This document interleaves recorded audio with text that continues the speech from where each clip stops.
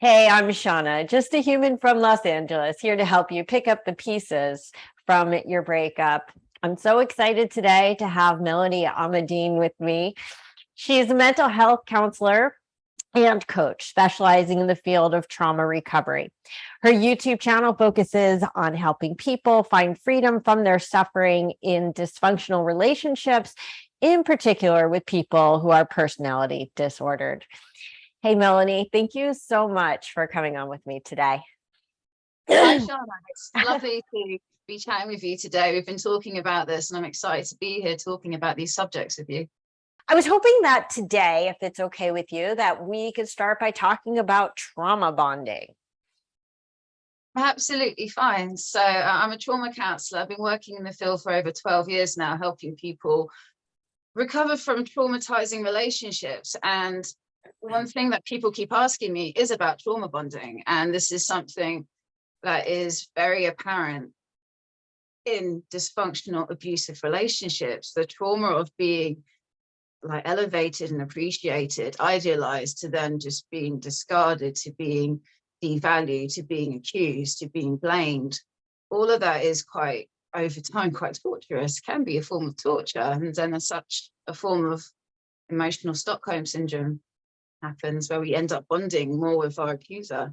And is it also a function of, because lower lows are going to lead to higher highs, that it's almost like we emotionally become dependent on their moods for our stability, and we, like a drug, like we're like, oh, I hope when I come home today, they're going to be in a good mood, right? Or so is it just, is it sadomasochism? Do we enjoy abuse? Or what do you think it is that causes this Stockholm Syndrome, this trauma bond with somebody who, in our minds, we know is not good for us?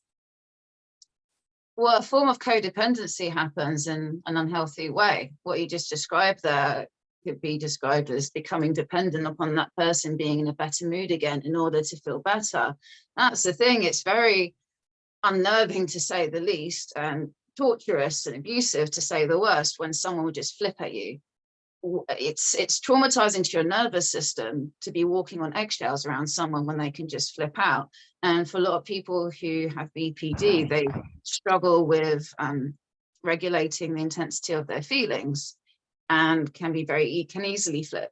And not just people with BPD, but just traumatized people, for example, who slip into an emotional flashback and then can just flip again. And that is very shocking and startling for the other person. So over time, it does make sense in a very sad way, but you do want to stick around to feel better, for the other person to feel better, so that you can go to a state of relaxing again. But that doesn't really last for long, though. That's the thing. So is it like a fight or flight type of a reaction? I mean, does it come back to our like sympathetic or parasympathetic nervous systems, or is it just, it is what it is? Is it mental? Is it physical? Is it emotional? Like where do you think that this like bonding occurs primarily? I'd say all levels. Yeah, I mean, it's a fawning response, isn't it? Want to placate, to fawn, to make it better for the other person, and it temporarily soothes both people. But if it keeps happening, then it's just this cycle that keeps happening. We end up enabling them, and they don't really change. And the trauma of everything that happens just keeps you in your own little bubble. There's other things that happen just with isolation from other people, and not getting a reality check from other people, and then just buying into this co-created fantasy that you've created. And that, I think, also intensifies in the trauma bond.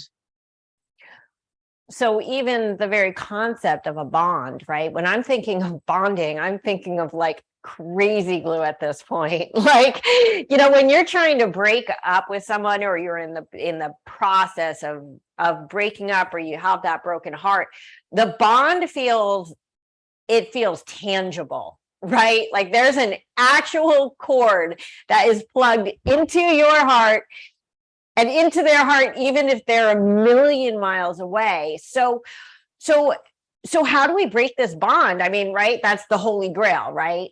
How do we break this bond? How do we move on from this feeling of emotional and mental attachment, particularly to something that is so unhealthy or someone? And by the way, the reason I say something or someone is one thing that has helped me in my recovery is separating the person from the relationship. Right. So the relationship is the something and the acts is the someone. And is the trauma bond to both? Is it to one or the other? Like, is it to the person? Is it to the relationship? Is it both?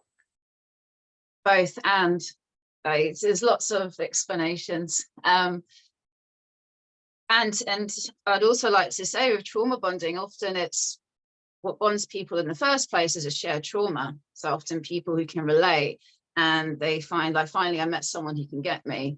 And say people who like to dive in and you really click, then it's easy to get really, really close to someone quite quickly who is personality disordered, especially if you share similar traumatic stories from the past.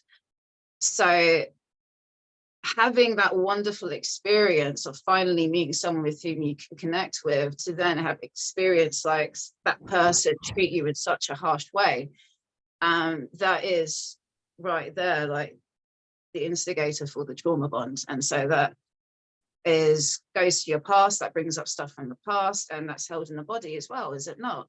And so that's what I'm saying, it affects us on all levels, really. So to move on from this, to heal from the trauma bond, is to see things as they really are. Giving yourself a reality check to come out of denial is the big first step. And that's, in my opinion, the first step of moving on.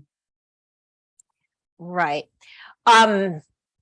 So, right. So what, boy, that denial piece is so big. It's so big because even I could tell you personally, even in the moving on process, like there is that little part of me that's like, what if he called and he's all better and he's working on himself? And it's like, even when my like internal messaging is, oh yes, I've moved on, there, that element of is it denial? Is it false hope? Is it like what is it that's like, oh well, you know, the text is going to come, the phone is going to ring, even if I know I don't want this, there's still that niggling feeling of like, maybe it's coming back. Oh, it's Pandora's box, isn't it? Like when the box was opened, what remained was hope. And that's it, it's hope that maybe it could be them coming back, and maybe there could be reconciliation. Maybe it could go back to how it was. And that's normal, it really is. Thing is attachment to that story means that we can get lost in the illusion that it can create, and that is false hope and wishful thinking. And then we end up just harming ourselves by prolonging our suffering, being attached to this. So how do you think you could define denial versus hope? Being patient with yourself, giving yourself time to not be overthinking about this, and giving yourself permission to have fun. I think a lot of people struggle with moving on because of guilt, of confusion, the pain. Really, if you want to get clear on what's real and what's fantasy, is to, in my opinion, restore your nervous system and get calm and create an environment in which you can find peace. Then you're more likely to calm down your nervous system, because you're going to be in fight or flight, you're going to be triggered, it's inevitable coming out of this kind of relationship. So the more that you can soothe and calm down and relax, the more likely then you can see things for as they are, because you'll be in a more stable and safer place to do so. Right. So I guess, so would you say, do you think that somebody with a personality disorder is necessarily like creating these bonds on purpose, or is it just in their nature, and it's just because their behavior patterns tend to, you know, go in a particular direction, they tend to have a particular result, but it's not necessarily deliberate?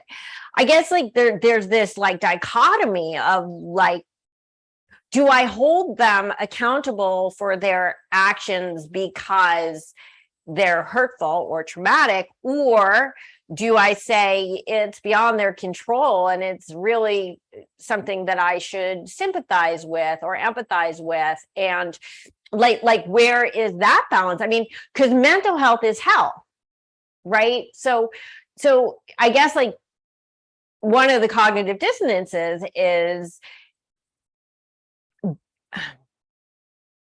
not judging, but acting upon a certain action because it hurts me, but I know it's the mental illness speaking, as opposed to like, what if they had cancer and they were so demanding of me and it was stressing me out and I couldn't function and I'm sick over it, and it's still having these detrimental effects on me. It's still out of their control. So it's sort of like, where do we decide that to nurture somebody with mental illness versus self-preservation and sort of walk away from them?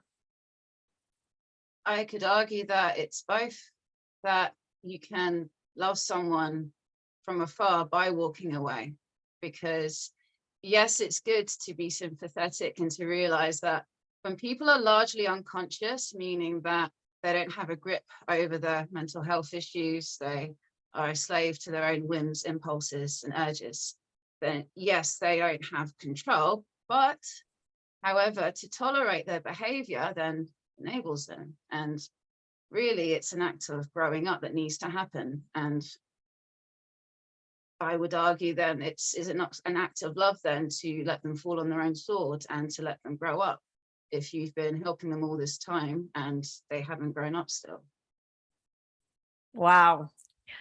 That's so interesting, because what that brings up is so falling on their own sword. So for so many people going through a breakup, their biggest worry is like, I don't want to be with this person, but I don't want them to be with somebody else. And if they fall on their own sword, it's like, oh, then they're going to be better. So do I want them to be better for me or better for somebody else? Because I could go, oh, for somebody else, because they're never really going to be better. Well, then what am I worried about?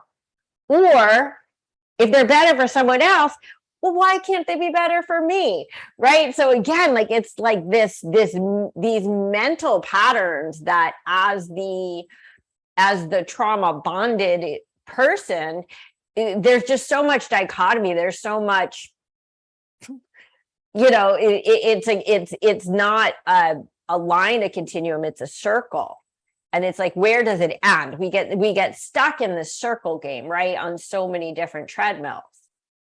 Well, exactly. So this is why actually I think being judgmental in the form of discernment is important and breaks you out of that circle, because there needs to be a point in which you judge, is this person actually changing? Because I think anyone can change, but the more unstable that person is, the more unconscious they go, the harder it is for them to sustain long-lasting change. They can change, but it's going to be harder, it's going to be slower. So you do need to make a judgment call. But then the difference is with discernment is to be able to let go of that attachment. That is to not care if they're particularly going to be worse or happier. You wish them well, and that's that. And you can let go of that story. So for me, I think like my personal problem is, as a yoga teacher, and my life is so ingrained in this practice, that I have really learned to, or trained myself not to feel anger, right? And to let go of resentment. But what happens is I don't feel it up here, right? So it winds up getting pushed down and it winds up in here. So I don't feel like I have negative emotions towards, let's say, my ex in this situation. And so when it comes to like the trauma bond, right, I think that there's like a question of, if you are already in that process of letting go of resentment, of letting go of anger or whatever, the dangerous other end of that continuum right, is idealization. Right, that, well, there was nothing really wrong, and he's okay, and there's nothing that bad about the behaviors, and so wherein that seems like the kind response to me, like I don't think it's the healthy response, right? And I think that there's somewhere in between of letting go of resentment and honestly idealization.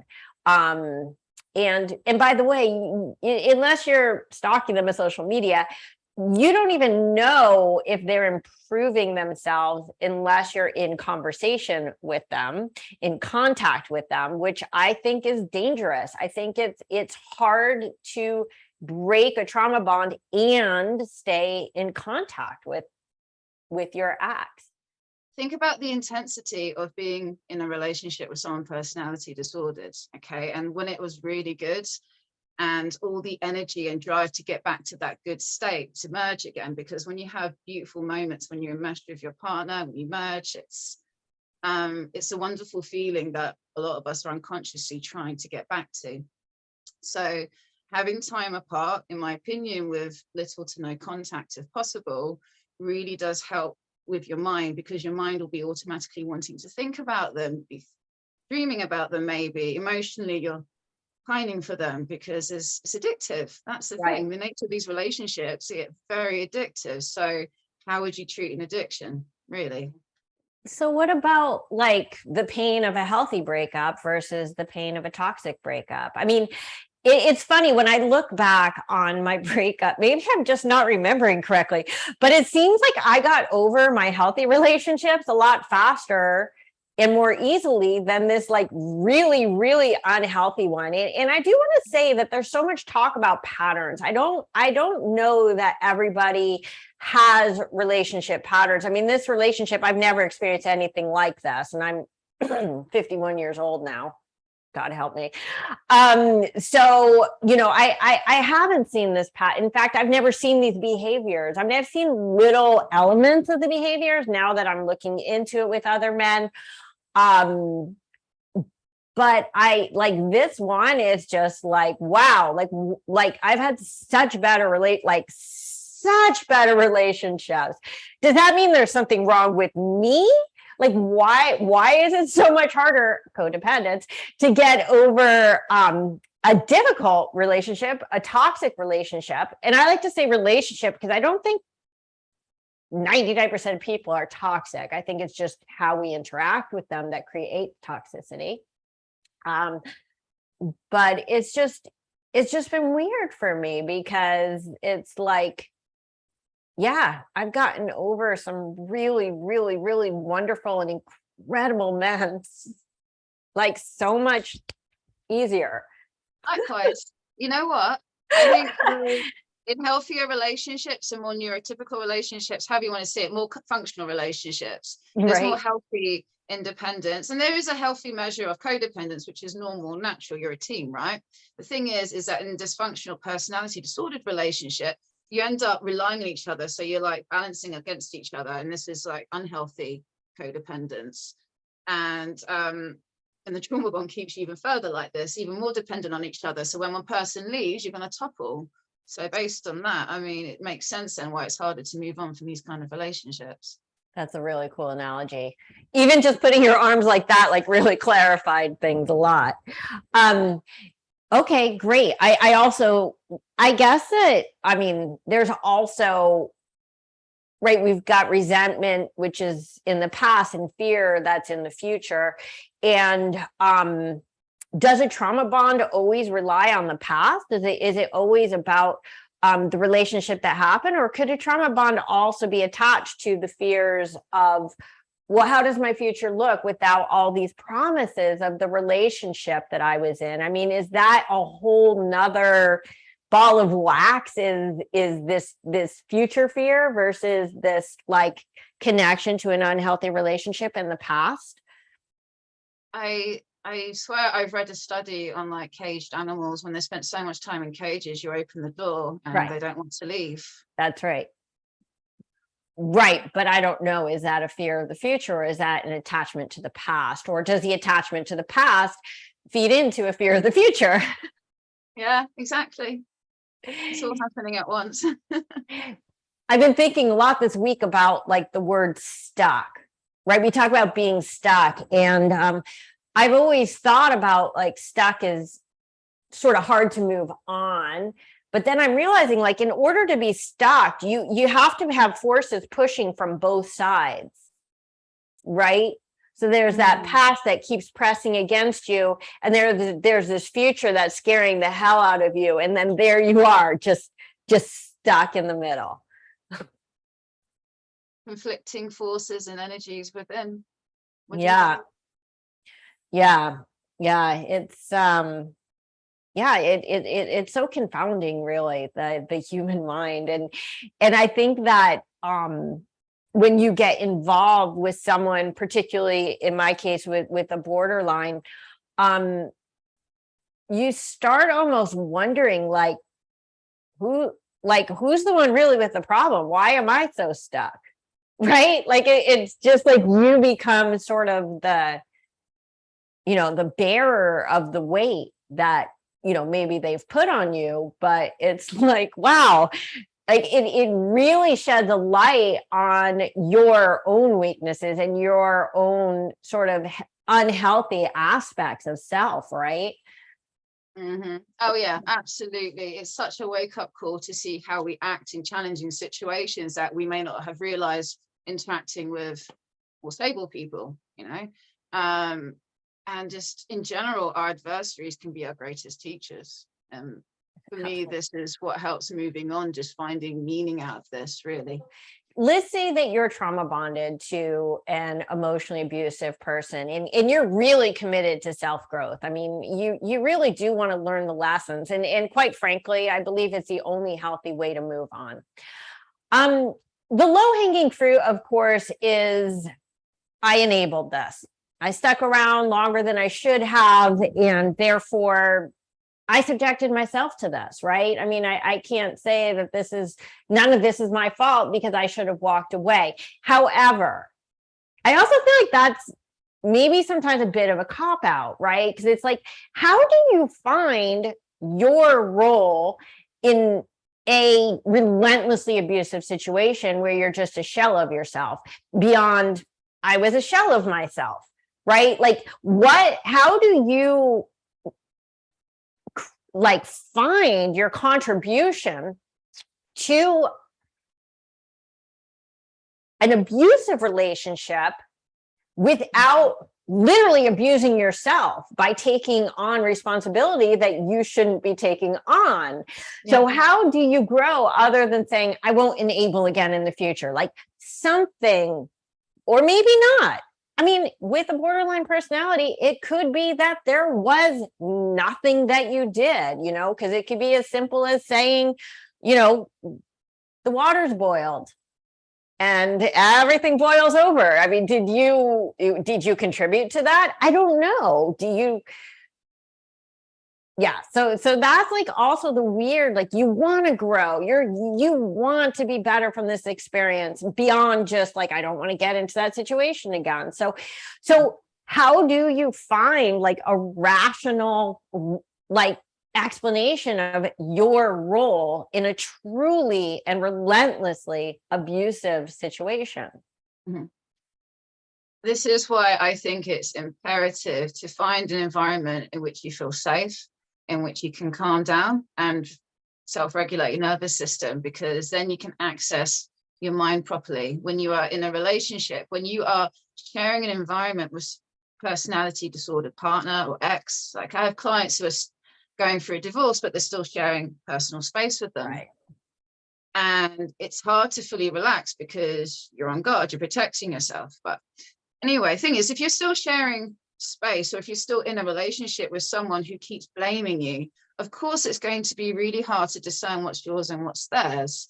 It's a very lonely relationship in which your reality is being denied by your more dominant partner, who is like, maybe there's some bullying that happens in which you think, okay, maybe it really is me. And even more of a reason why I think it's good to get space for you to think, what is my role here? Is it really all me, like they're saying?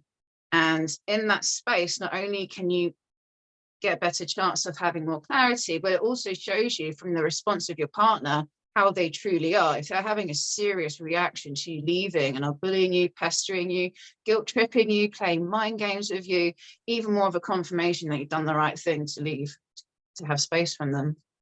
Right. So I think sometimes, like, like your rational mind knows, like, I did the right thing.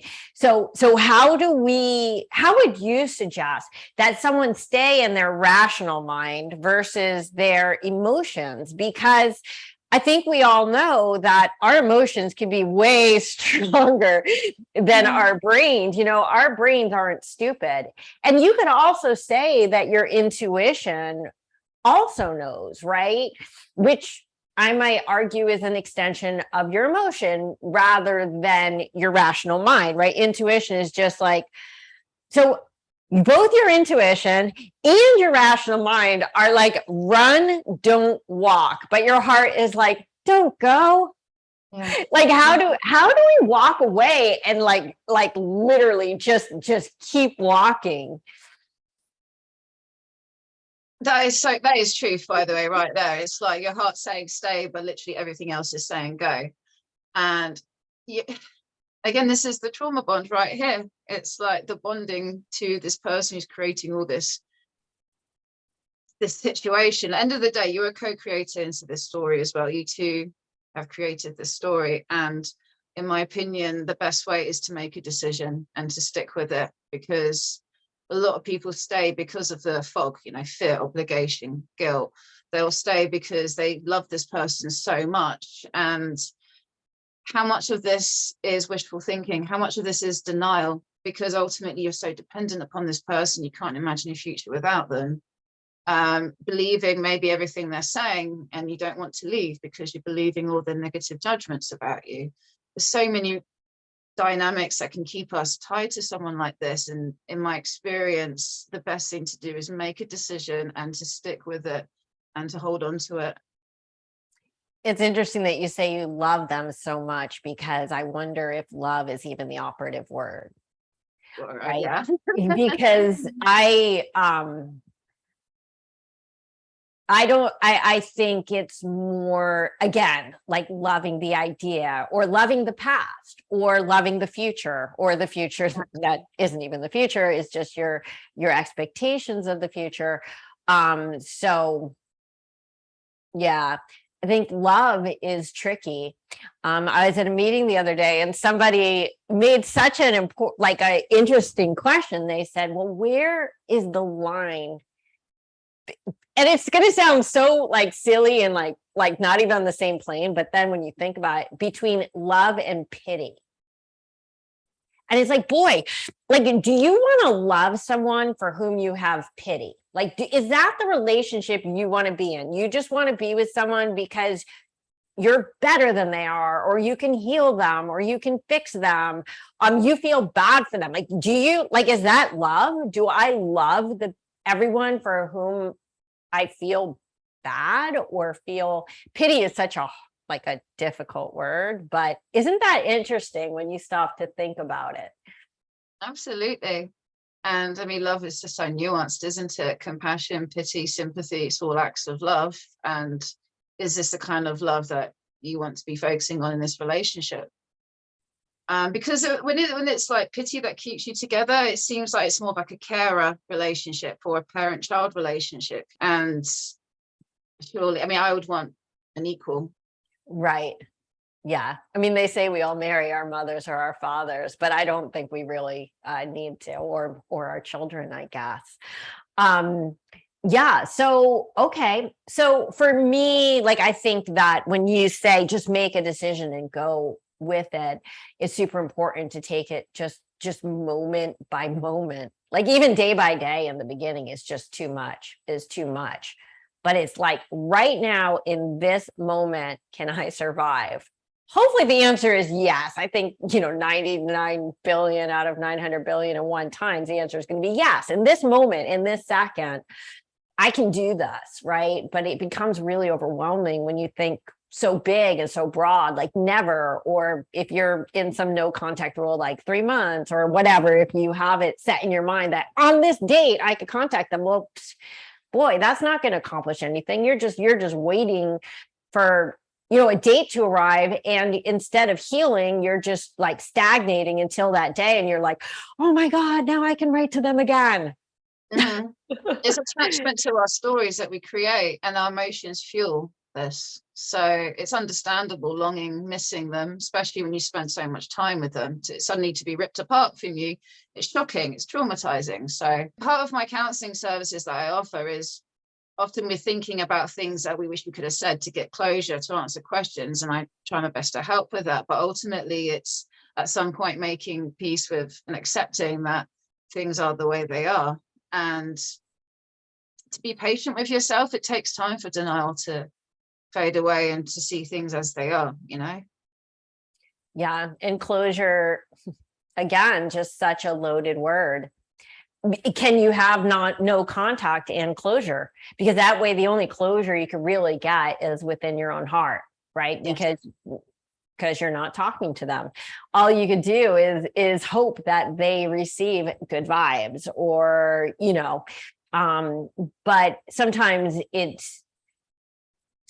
think that people lie to themselves. And I think we all have, when they're like, all I need is closure. It's like, no, you don't need closure. You just want to talk to them again. You're not going to be like, okay, now I'm better. Now that I told you X, Y, and Z, I have closure, Well, it's also, yeah, you're right. It's closure within ourselves, because even if you were to get our disordered ex in front of us, and even if they were to just be in the right mood to listen and not interrupt and actually take on board what you're saying, would they give you the reaction that you need right now? And even if they did, it's probably just be temporary. Would it actually give you what you need? You can give yourself what you need, and that is forgiving yourself. And it is the gift of truth and clarity and seeing yourself and loving yourself to create a better life for yourself. Just my philosophy. How do you think you forgive yourself if, let's say, you behaved in a way that was beneath you? Like, that you're not that person, but you got provoked, or maybe you didn't even get provoked. Maybe you just behaved in a way that was shameful. I mean, how do you forgive yourself if you're like a truly introspective human being? It's funny. So in Judaism, right, they say that God will forgive you for sins against God if you ask forgiveness automatically. But only a human being can forgive you for sins against a human being. And in that, I hear, I can't forgive. If I hurt you, I can't just be like, oh, well, whatever, she forgives me, right? Like, that's not enough. I need to make my direct amends with you and give you the chance to forgive. And then I would say, if you can't forgive, at that point, I need to forgive myself. But if you're no contact, or if contact is unhealthy for one or both of you, yeah, I mean, how could I possibly ask somebody other than in my heart for forgiveness without contacting them? Well, you're doing this for yourself, really. So Right. For me, forgiveness works when it goes hand in hand with applying action to make atonement, to make reparations, but not necessarily with that person, especially if they're out of your life. It's, what did I do that I can take accountability for, that contributed to this, and what can I do differently next time in future interactions? Because we're always interacting with people. We always have relationships with people. What we've learned, what we've seen in our shadow, I guess, interacting with dysfunctional people, we can apply all these lessons to every future interactions, not just with that person, to then commit to be more awake, in this sense, more conscious living, and that you're more self-aware of how you're acting. That shame has then served its purpose. You are now this is growing up, isn't it, really? And then we can let go. And then this is how forgiveness needs to go hand in hand with action. Well, even in a healthy, I use the term healthy because I don't know if anybody's healthy, but even in a healthy individual, right, breaking a behavioral pattern is, it's darn near impossible. You can learn the lessons, but then you got to apply the lessons, right? I mean, how many times have I gone in my past into a final exam knowing everything, and then you get to the exam and you're like, I don't remember anything. Like I can't even write anything down. And I find that's like a very similar analogy to like a situation will present itself and you're like, well, I know how I need to behave. And even in a healthy mind, that's hard. So can you speak or touch upon like let's talk about BPD, okay, in a borderline mind, because we had touched upon this privately, about just literally how does the brain function or not function in a dysregulated mind. Basically, there are going to be physiological reasons for behavior, and then there's going to be psychological reasons for behavior, right? Or just like nervous reactions for behavior, rational actions for behavior or reasons for behavior.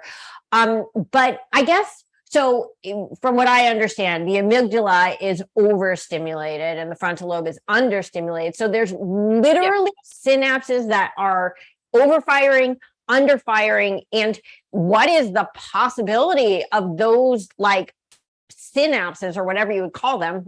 So not a scientist, being reprogrammed in a way where they could ever literally be something different than what they've always been. Because, if I have a computer that's programmed to do math and all of a sudden I want to do artificial intelligence for language, it's not programmed for that. It simply is just going to spit out numbers. I'm a fan of Dr. Daniel Siegel. His book, Mind Maps, he talks about how we can change our brain. I mean, we know the brain is neuroplasticity. There's a lot of research on that. But with self-awareness, and this is why mindfulness and meditation practice are key in healing, with time, what this does, that Daniel Siegel talks about, is this changes the brain structure and actually improves the bonds between the prefrontal cortex and the amygdala. So meaning that even though it's showing people with BPD through brain scans that the prefrontal cortex isn't getting activated as it should, and this regulates impulsivity, gives us a reality check. Through practicing mindfulness and just taking steps to pause and check in with yourself, what is happening, catching yourself, observing yourself, this changes your brain and in time makes it easier in time for you to then give yourself a reality check. So people who can relate to this, you can actually improve, but it's fighting the urge to want to be impulsive and not do it. That's the thing, is getting into a habit, to regular practice of self-awareness. So do you think that meditation, breathing, yoga are like the best pathways to increase neuroplasticity, or like could it be if you are a runner and that's how you get in the zone, or a painter or a writer? So how would you say is the best way to increase neuroplasticity to reprogram your brain? All of the above and then some. Like, I'm a fan of, like, I personally make extracts from mushrooms that I forage. So I've got this wonderful like chicken of the woods extract, which is just loaded with like antioxidants, for example. I take that and instantly I'm like, it's pure jing. And I'm in this, I'm just woken up, I'm present. Same with foraging. The act of foraging is a practice of mindfulness. Same with dancing, meditating. Well, meditating is harder because I have to sit there and I can't run away. I'm forced to like pay attention to my thoughts. And in that respect, it's the most important to help you discern what kind of thoughts you have, what's an impulse, what's intuition, what's fear, what's anxiety. But in my opinion, any act in which you are present, like washing the dishes and just being present to the action and being out of your head and not thinking so much, that is key. And I think that's the most important thing, to practice getting out of your head and just being and observing. Okay. So you would probably say that if somebody is looking to heal from a breakup, just being present, because the breakup happened in the past, right? And so again, it's our connection to the past and our fear of the future, which is literally, I mean, absolutely literally not being present, that really inhibits our healing more than anything. Yeah. Well, in so many ways it does. Like, listen, at the beginning, especially at the early stages of a breakup, just to shock the pain, it helps us to like, and this is why yoga I find actually really helpful. So your videos are wonderful because it encourages people to come back into our bodies, you know, Right. to be in our bodies again. And this is, it helps us come out of our minds and feel grounded and safe, you know, and that's important. What about people who can't get out of their minds? I mean, the thing about like just replacing a thought with a new thought, I think is really hard for a lot of people who don't have like a mindfulness practice, for example. Or, you know, a lot of times I know with me, like I'm really good at quieting my mind because it's my thing. But I can't seem to quiet my body. Right. Like, so if you believe in chakras, right, like my heart chakra, my throat chakra, this is where I always feel my stuck energy. And it comes in the form of actual pain in my heart. Like it feels like somebody is just stabbing me, and nausea. Right. These are my imbalances or whatever. So I think that if you connected me to an EKG, like my brain would be, or whatever it is, it does brainwaves, my brain would be like this, but my body is like going like this. So it's like, yeah, I mean, how do we deal with like physiological responses? And like more specifically, so many eating disorders come out of breakups, right? Some people are emotional eaters and some people are emotional starvers. Either way, that's not healthy. You know, do you just eat what you want to eat when you want to eat it? Do you, go to comfort food? Do you, like, how do we get past the physiological reactions, even if we are able to control our mind? Going back to what you said just before that, there is something that anyone can do if you find it hard to come back to your body, and that's just a stop and drop. Stop what you're doing, drop into your breath and into your body, just taking a deep breath. When we do that, we detach from our thoughts. And even though it's just for a brief moment, that's reprieve right there that you can take, and just to observe what's going on, what's happening right now. And that's it. That's like 10 seconds of a mindfulness practice right there. The more we do it, the easier it is to do it. And I think recovering from a breakup, it helps you give yourself a reality check. So if you spend too much time maybe romanticizing the past, to be able to then, is this what I want to do? How is this serving me? To ask yourself, how is this serving me, is a wonderful way to help you snap out of it and ultimately helps you heal. Right. Because the answer is it's not. Okay. Exactly. So with what you're saying with your body and the physiological responses, I mean, I'm not trained in that area, but I would argue it's a meditational practice just to pay attention to what your body's saying. And if maybe you do want to eat foods that is high in sugar and fat, then you do it. And then actually, yeah, that was emotional eating, just, okay, well, there we go. That's emotional eating. Maybe I won't try that next time. It's okay to make mistakes, providing you're willing to learn from it. Yeah. Right. Because we are so programmed as humans to be afraid of imperfection. Right. And it's like, to date, since the billions of years since Earth was created, or whatever you want to call it, conscious man, there's yet to be a perfect human. Like, it's very unlikely it's going to be me, you, or anybody else who is on Earth. And yet it's so hard for us to swallow that pill of, wait, I can't be imperfect. There can't be something wrong with me. But you really have to be willing to look at your shadows, your darker side. In fact, could we talk briefly about shadow work and how, and why don't you, Melanie, tell people how they can contact you, for services and what kinds of work you do with them, and maybe what they could expect from working with you, or what types of clients you most enjoy working with. Well, I like doing shadow work actually as part of my work. So that's a good segue into it. I'm a mental health counselor, and I've been working in the field of trauma recovery for over 12 years now. And now that I'm specializing in helping people leaving dysfunctional relationships, it's the attachments to the stories that get created in these relationships and what comes up, and stuff from the past confounding what's happening in the here and now, means that it's such a confusing, painful time. And I help people make sense of it.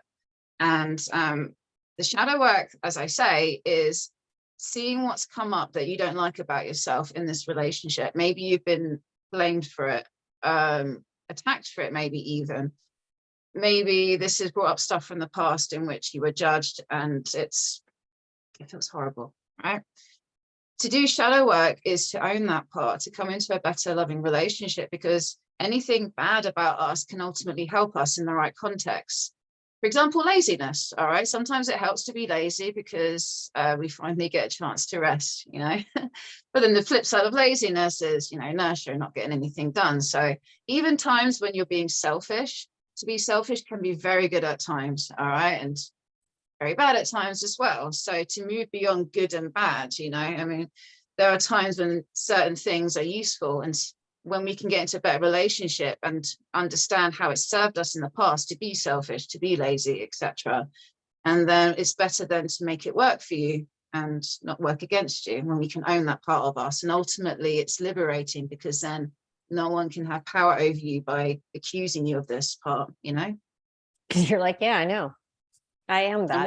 And I've made that conscious decision. And ultimately, I guess that's what it's all about, is the conscious decisions that we make, not just from day to day, but again, really from moment to moment, to be, you know, hopefully the best people that we can be, however that manifests. And I think that when we can reside in that, we also can be more comfortable being alone. Right. When we realize that we don't really need somebody else to complete us. I think about the book, The Missing Piece by Shel Silverstein. You know, I'm looking for my missing piece. Do you know that book? I've heard of it. I haven't read it. No. Oh, it's such a great book. But it's like a circle, and it's missing like a piece of, like a pie piece, say. But the truth is that it can still roll. It doesn't roll like with the most efficiency, but it can still roll. And we're all going to have broken pieces. And it would be lovely to find that person that makes us feel more complete. But ultimately, I think, can never be okay with ourselves unless we feel complete with ourselves. And that's our light side and our dark side, right? Because we are all, and unfortunately, you know, as humans, a composite of all of it.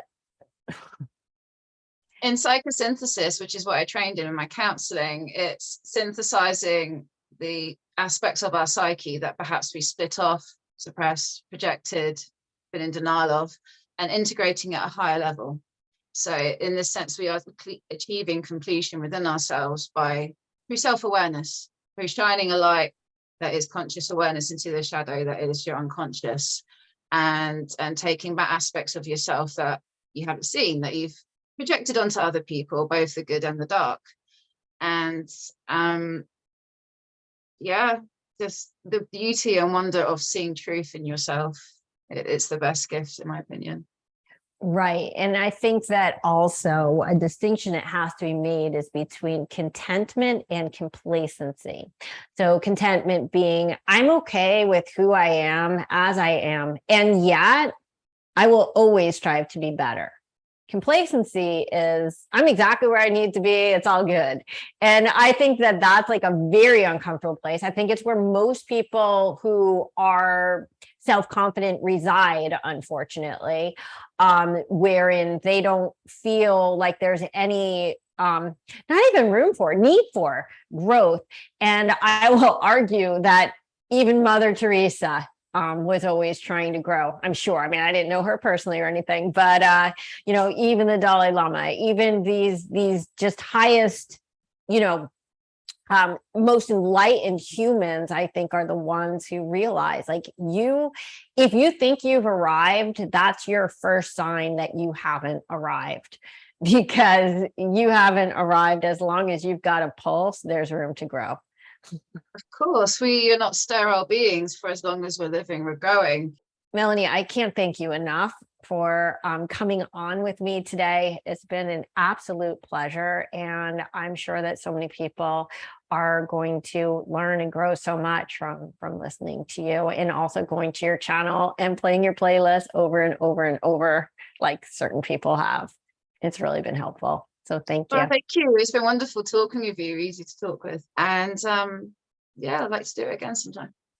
Absolutely. I look forward to it.